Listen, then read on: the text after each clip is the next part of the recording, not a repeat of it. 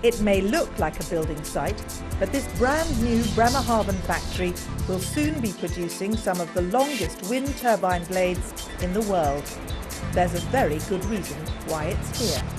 When we looked around as where we should build these, certainly the German North Sea is a key market, and Bremerhaven themselves as a city were very encouraging to us to come here. Since 2003, the city has invested more than $62 million to attract wind technology and manufacturing firms.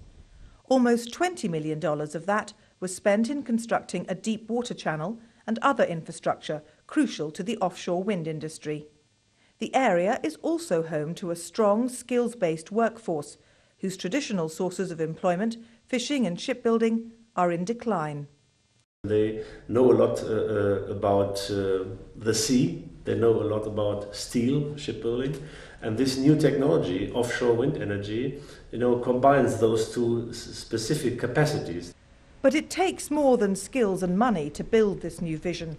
Political will is just as key. The way you treat them, their wishes, their desires, their plans, and if you help them to go quickly through the planning process so that it doesn't take years until you can establish a factory. The authorities have managed to slash permit times by more than half to get the wheels of this new industry turning. A huge bonus for firms like turbine maker Innovative Wind Power, which itself has cut production times from the industry average of between 2 to 3 years to less than a year. One of the targets of the design of our machine was to make it as quick as possible and as easy as possible flow through the production and get the components from the sub-suppliers which are not able to produce components for the biggest turbines. So there's a big supply chain which is available for turbines in this size. In fact, supply problems with components is one of the biggest issues faced by the industry, which is seeing unprecedented levels of demand. We started with sales 1 year ago. We now have an order backlog for, I would say, 1.5 years.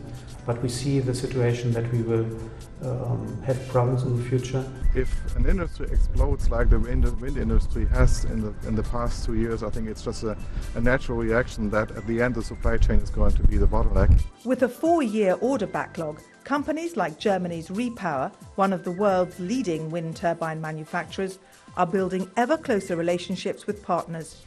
It has teamed up with A&R Rotec to create a joint venture in blade production, Power Blades. And the new company will also be ploughing millions of dollars into Germany's windy city.